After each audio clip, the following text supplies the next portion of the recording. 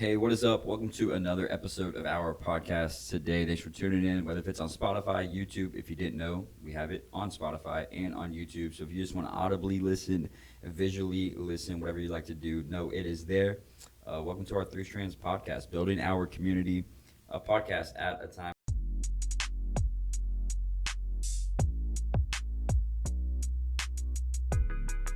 So this idea of being a leader, what does a leader mean? Like, what does it mean to be a leader? What does it look like to lead people?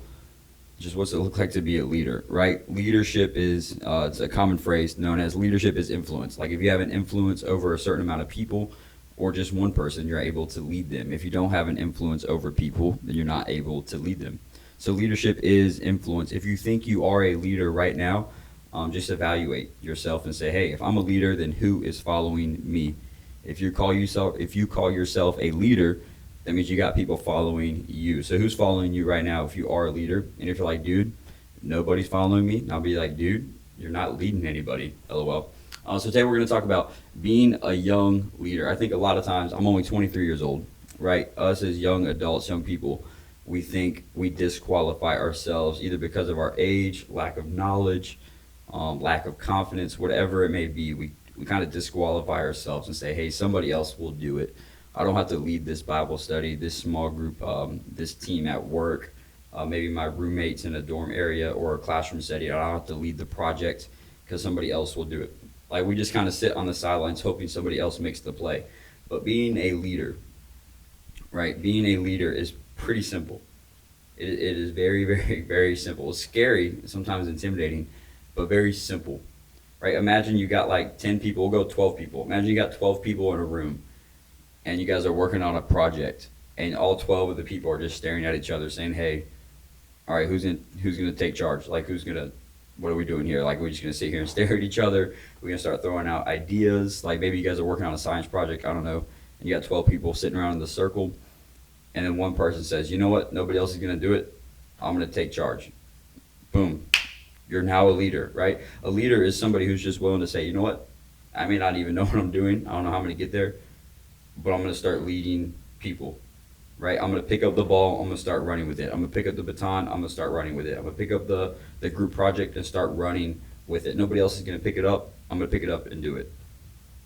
Congratulations, you're now a leader, right? Imagine like a baton, like you guys know a baton in race. Like if you're a track athlete and you're running a sprint, they have this baton that they pass from their teammate to the next teammate. So a leader, man, is just anybody you're sitting in that circle, in that setting, maybe in the workforce, maybe in your dorm room, at school, maybe just in your family, maybe in a ministry setting. You're saying, hey, look, I'm going to pick up the baton. I'm going to run with it. Congratulations, you are now a leader. You're steering the ship. And this is a cool Bible story. One of my favorite Old Testament Bible stories is in Numbers 13 and 14. It gives a good example of what a leader looks like, especially a young leader. A young leader looks like. So Moses sends out 12 spies. You guys don't know the story of the 12 spies in the Old Testament. There's 12 tribes. He picks the chief leader from each tribe and sends them out to go do some recon. They're like, hey, we're about to go take over this new land that God has promised us. You guys go check it out, see if it looks cool, make sure it looks good, make sure there's no problems with it. Then come back and report back to us. So Moses sends out 12 spies to go give a report. Like, hey, you guys go check it out, make sure it's cool, make sure it's not bad. If there's any problems, let us know what the problems are to see if we can overcome them. Like, just let us know. Like, give us the update on the land. So the spies go out. They go out to the land, and then they see some things. They see some giants called the Nephilim. Actually, they see some giants. They see some other people. They're like, hey, man, this isn't good. Like if we go back and tell our people, they're going to be discouraged. We should lie almost. Like we should just give a bad report. We should just tell them like, hey, it's not possible for us to take out this land. So 12 of the spies go out. They all come back. They give the report to Moses, and 10 of the 12 spies say, hey, yeah, man, sorry, this ain't it. It's not good. There's too many problems. There's some giants. I don't like we're done. Like let's just call it a day. We'll try again next year. Right, 2 of the spies out of the 12, it actually says this. So this is what happens. So imagine you're one of the spies right now. Like you're trying to be, especially a young leader, right? You're going out doing this task, and then you come back from the task. 10 of the 12 people that went with you are like, hey, man, we can't do this. Like it's not possible. There's too too much adversity, too many battles. I can't start the small group because of this. I can't start a prayer group because of this. I can't lead the group project because of this reason. I can't develop a team at work because of this reason. Like all these excuses of why you cannot complete this task. There's so many excuses. They're making all these excuses. So this is what happens. So they're in the middle of giving the report back to Moses with all these excuses. Hey man, we can't. And this is what it says. Numbers 14, verse 6 says this. And Joshua, the son of Nun, and Caleb, the son of Jehoshaphat, who were among those who spied out the land. So we got Joshua and Caleb were the two spies out of the 12, out of the 10 that were like, hey bro, we can do this. So Joshua and Caleb, they go back. They were among the spies who spied out the land. They tore off their clothes and said to all the congregation of the people of Israel, the land which was good land, if the Lord delights in us, he will bring us into this land and give it to us. And the land that flows with milk and honey, only do not rebel against the Lord, and do not fear the people of the land, for they are the bread for us. Like, bro, like imagine this. That Joshua and Caleb give us a great example of what it looks like to be a leader, right? They're going out into this land. There's a lot of bad problems, a lot of bad things. And then so all the spies come back. 10 of the 12 are like, hey, yeah, we're not doing this. We can't. There's too many problems, too much excuses, da-da-da-da-da. Joshua and Caleb, they get drastic, dude. They take off their clothes, stand up in front of all the people and are like, bro, the people in that land are our bread. Like, those are our chumps. Like, we can do this. We delight in the Lord. The Lord's our protection. Like, let's go. Imagine, like, that's being a leader, is willing to stand up and say, hey, look, no, we can do this. Like picking up the baton and running with it, picking up the fumble and let's go, right? They're running with it. They're saying, hey, look, I know there's excuses. I know there's problems why I can't do this. I can name 99 reasons why I should not start the Bible study, should not start the prayer group, should not start serving, should not start whatever it is. I got 99 reasons why I should not lead. You and yourself right now listening to this, there's probably 99 reasons why you should not be a leader, right? But then there's this one reason why you should, and it's because God is for you. Right? These people tore off their clothes and were like, bro, remember who God is? Like, we got all these excuses of why we can't do nothing, but do you remember who God is? So Joshua and Caleb give us a great example of what it looks like to be a leader. They stand up in the midst of adversity, amidst of all these excuses, the midst of adversity, and they stand up in a very drastic way, tear their clothes off and like, dude, we can actually do this. Like, that's leadership right there, standing up in the middle of a battle, in the middle of adversity, when everybody else says no, you stand up and say, actually, we can. And at least of this big thing, the wall of Jericho falling down, it's just a pretty cool story.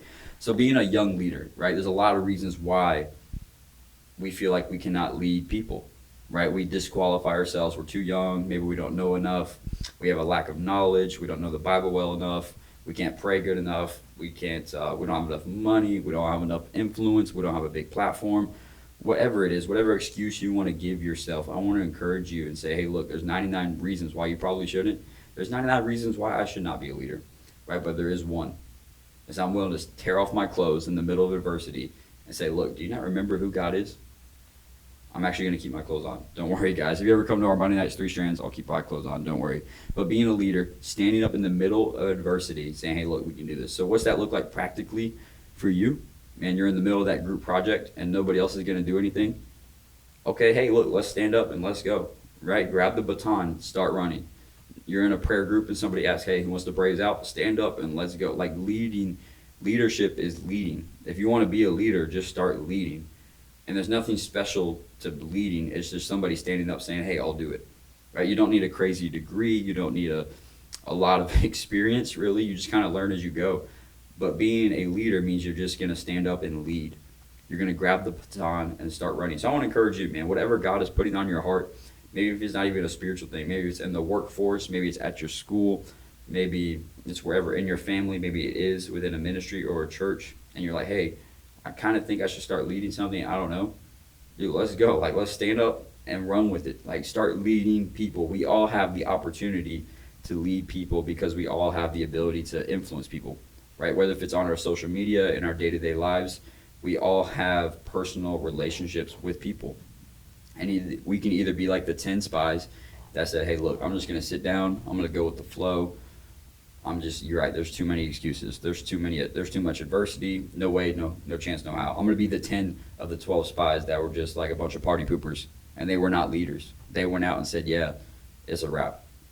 Or you can be like the two, Joshua and Caleb say, yeah, it's a wrap, but do you know who my God is, right? And God will do some pretty cool things. Once you start taking steps of faith and leading people and leading things and leading moments, God will do some really, really, really cool things with it. Like, don't put a limit on what God can do through you if you decide to start leading. Just start leading, man. Especially, man, going back to Moses. Moses freeing the people, freeing the slaves from the Egyptians, freeing the Israelites. He went to Pharaoh. Well, first he goes to God. It's like God. Moses made an excuse. He was like, God, I can't do this. I got a stuttering problem. God said, okay, cool. I'll be your mouth. Like, what? Like Moses, a leader who freed slaves, like started a whole movement, gave the excuse of like, hey, dude, I can't even talk right. I got a stuttering problem. God said, okay, cool. I'll be your mouth. I'll give you the words to say. Like, let's go. That's no excuse. Moses said, all right, God, you'll be my mouth. I'll stand up and do it. Like, bro, Luke 12:12, for he will give you what to say in every hour, right? It's in Luke 12:12. You need a Bible verse there. The Holy Spirit, man, he will give you the words to say when you don't know what to say. We come up with all these excuses of, man, I can't, I don't know what to say, I don't know how to say it, I don't know who to lead, I'm not confident enough, I'm not big enough, I'm not strong enough. All these excuses of why we should not lead, but we are called to lead people. We're called to make disciples. We're called to build relationships with people, to show them the love of Christ. Like, that's what we are as Christians called to do, right? And that might not play out like, hey, you got to be a leader and fill a football stadium full of 1,000 people and, you know, and speak in front of millions of people. I'm talking about like, hey, you just got two people sitting in your dorm room, lead something, right? You're in the middle of a job in the break room and you got to lead something, or you're trying to get a task done at your job, lead something, right? You're in your church, lead something, right? I'm not talking about filling a football stadium full of thousands and thousands of people leading. I'm talking about in your day-to-day life, like lead the small moments when everybody else is sitting around the circle staring at each other like, dude, who's going to do something? Pick up the baton and let's rock and roll. Like, let's go. So that applies to you practically in your everyday life, but then also spiritually, man, let's start a movement of God. Like, look what God will do through you if you decide to say, you know what, I'm going to stand up and do something. I'm going to let God speak through me. I'm going to let God use me in moments. And look what he'll do. Man, it'll be so, so, so, so cool. So today's episode, Being Young, man, I can tell you so many stories of me being 23 years old. So hopefully that's still young, depending on who's listening to this. Our youth at my church call me old. But being 23 years old, the adversity I faced, being a young leader, I tried to be a leader. Man, there's people tell you, man, I have so many grammatical errors, speaking errors. I say the wrong words at the wrong times, and I don't know half of the means. Anytime I'm writing something out, like curriculum, devotionals, I misspell about half the words. Gosh, especially when I preach, I don't know what the right word is. Sometimes I just mispronounce it left and right. I've been told that stuff is going to fail. Been told I'm not good enough. Been told teaching's not good. Been told like so many different excuses of why I should not be doing what I'm doing. But just like Joshua and Caleb say, you know what? There's all these excuses of why we shouldn't do this. Let's go. Like, I'll take off my clothes and say, hey, look, you're right. There are 99 reasons, but the same reason why they tore off their clothes, the same reason. See, look, I just mispronounced there. The same reason why Moses freed the Israelites was saying, look, you're right. I am not a perfect person. I'm not claiming to be, but I'm willing to stand up and let God use me. I'm willing to stand out and set myself apart for God to use me. And that's my encouragement to you. All right, yes, we're humans. Yes, we're going to fall short. Yes, we're not perfect. Yes, we all have our weak areas. But just stand up and have the faith to open your mouth and say something, right? Be a leader. Have the faith to stand up and open your mouth and just say something, to stand up and grab the baton and start running. And look what God will do. Man, just looking at my personal life, 23 years old, we now have a young adult ministry at our church. That's insane. That is so, so, so cool. And that is so, so, so surreal. And that's nothing of how, like, I'm just a dude, right? That's nothing like me bragging, like, oh, hey, I started. No. Like, I'm just a dude who's willing to take off their clothes and say, look, I'm going to stand up and do something. Just like Moses saying, look, I got a stuttering problem. All right, God, you're going to use me. Let's rock and roll. I'm just a dude, right? And we're all just dudes, and or if you're a girl, you're a dudette. We're all just dude and dudettes out there, right? Let's go. There's nothing that separates me and you guys listening. There's nothing that separates Joshua and Caleb giving the good report. The only thing that separates me and Joshua and Caleb, or me and Moses, is that they were all, that was 2,000 something years ago. But the same Holy Spirit, the same Spirit of God that spoke through Moses, the same Spirit of God that led to the wall of Jericho falling down, that led to Joshua and Caleb giving that good report. That's the same Holy Spirit I have. If you're a believer in Christ, that's the same Spirit of God that empowers you. Like, that's all we need to lead. So being a leader means you're just going to start leading, right? Don't overcomplicate it. Don't talk yourself out of it. But you're going to grab that baton and say, look, nobody else will, so I will. Let's run. And then if you are a Christian, the spiritual aspect of that, saying, all right, God, I'm going to step out in faith. I don't know what I'm doing. I don't know how I'm going to do it. I don't know where I'm going to do it. But let's rock and roll, because I trust you along the process. So thank you for tuning in to this episode. Being a young leader, man, any young leaders out there listening, man, you can make so much good moves. I might go on another tangent, because man, if you just another example. See, look, I'm just a dude and I can't talk right half the time.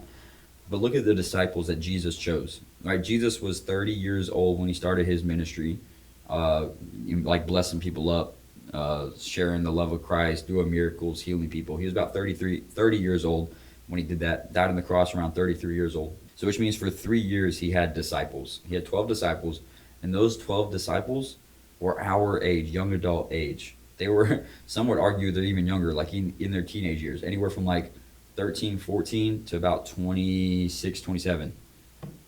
Like the 12 people that changed the world were a bunch of young people that were just a bunch of dudes. Like there were some fishermen, some tax collectors.